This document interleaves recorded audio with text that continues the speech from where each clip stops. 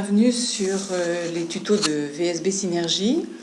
Donc aujourd'hui, nous allons aborder le management de projet et plus exactement l'importance de bien définir les contours de la mission quand on est conducteur et chef de projet. Alors, voyons effectivement quelles sont les difficultés que vous pouvez rencontrer. Alors, elles sont relativement bien identifiées. Soit vous vous êtes peut-être retrouvé à la tête d'un projet et avoir eu le sentiment d'être entre le marteau et l'enclume, on va expliquer ça tout à l'heure. Soit vous avez des choix à faire, des objectifs à atteindre, mais personne ne veut se mouiller.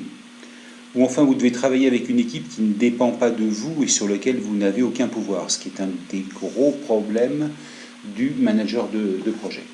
Que faire ? Alors voyons comment les choses se présentent. Effectivement, ici nous avons pris l'exemple de Valérie qui est au cœur d'une mission projet. Valérie est un manager transverse. Elle a une mission donc, qui lui est confiée par un commanditaire, qui est souvent un comité de direction. On a pris l'exemple ici d'un processus d'innovation dans le cadre d'un lancement de nouveaux produits à mettre en place, mais ça pourrait être créer un nouveau service, mettre en place un projet de développement commercial. La qualité, le marketing. Ou sur la qualité. Voilà. Donc ici, un manager transverse, un commanditaire, le comité de direction, et puis une équipe transverse avec laquelle elle va devoir travailler, qui sont un certain nombre de collaborateurs avec qui elle va mettre en place les différents process nécessaires pour l'élaboration de ce projet. Donc son rôle est de déployer, de mobiliser, de relier, de contrôler finalement toutes les activités, et elle a un certain nombre de feedbacks avec son équipe. La difficulté, c'est qu'il y a un autre interlocuteur dans tout ce schéma, ce sont les managers hiérarchiques, justement des collaborateurs, des personnes avec qui travaille Valérie. Alors ça peut être le directeur marketing dans l'exemple précisément ici, ça peut être le directeur production, le DAF, et elle va devoir effectivement avoir un certain nombre de reporting par rapport à ce qui se passe, à ce qui se fait au niveau du projet avec ces gens-là, et ces managers hiérarchiques ont aussi donc forcément un lien sur les personnes avec qui elles travaillent. Elles vont devoir redéfinir les objectifs annuels, intégrer les exigences de chacun. Donc elle va devoir jouer avec tous ces interlocuteurs. Oui, composer un certain nombre de choses. Alors, quel est le rôle ? Pour redéfinir le rôle du manager transversal, on dit que le manager transversal, c'est quelque part un architecte ou un pilote. Le pilotage et l'animation des ressources, alors qu'elles soient humaines, financières, matérielles, et souvent elles sont concomitantes les unes aux autres, appartenant à des entités hiérarchiques distinctes, on l'a vu, différents services, mais regroupés dans le cadre d'un projet ou d'une activité commune. Donc, voilà, quelle que soit l'approche, le manager transversal a pour mission d'assurer une mission exigeante, très exigeante souvent, au niveau du résultat et qui relève de la gestion humaine d'un groupe ne dépendant pas hiérarchiquement de lui, et c'est un des gros problèmes.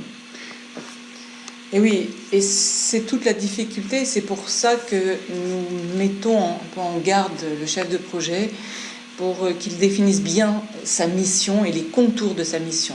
Toute mission transverse fait l'objet d'un contrat co-signé avec le commanditaire et le manager de projet, et il y a 10 questions incontournables à se poser avant de démarrer.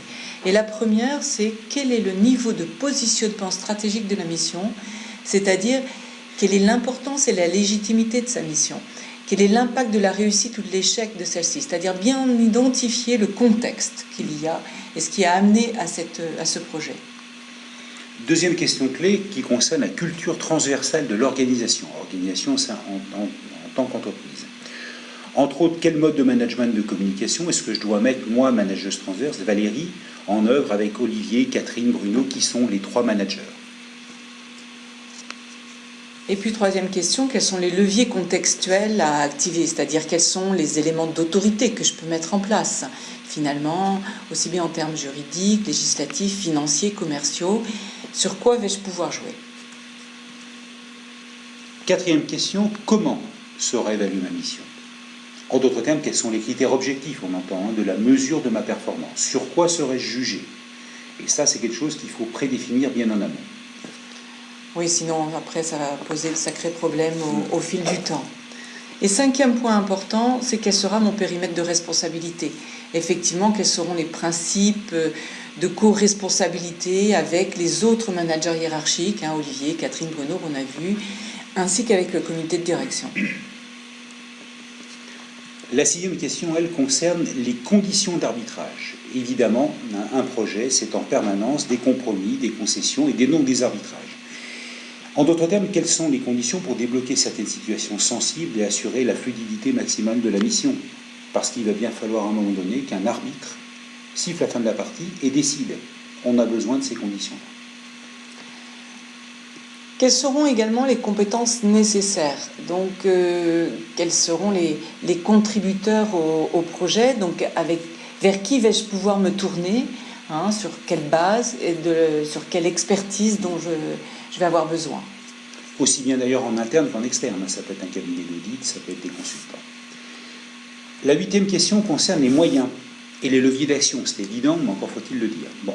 En d'autres termes, on l'a dit, quelles seront les contreparties à demander en cas de concession exigée? Quelle est ma réelle stratégie des alliés à mettre en place? On vous renverra sur un futur tuto sur la stratégie des alliés.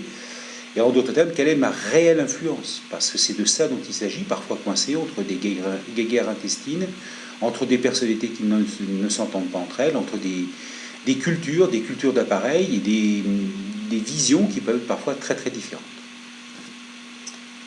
Et puis vient une autre question importante aussi à bien connaître dès le départ, c'est finalement quel est le lancement officiel de la mission est-il prévu? C'est-à-dire à quelle date va-t-on poser la première pierre? Et ces jalonnements-là doivent véritablement être vus dès le départ. Et puis bien sûr en interne, il y a le plan de communication. C'est-à-dire qu'il va falloir favoriser à la fois la mobilisation de tous les acteurs concernés. Il n'est pas bon de ne pas communiquer pendant un certain temps parce que les bruits de couloir peuvent effectivement être dévastateurs. Et évidemment, qui sont les alliés, les opposants, les indifférents, il va falloir les identifier également pour dialoguer, discuter, convaincre. Comme vous voyez, les contours de la mission d'Aléry sont complexes et c'est aussi ça qui fait la richesse, mais aussi la grande difficulté des managers de mission. Donc, important de bien définir toutes ces choses-là.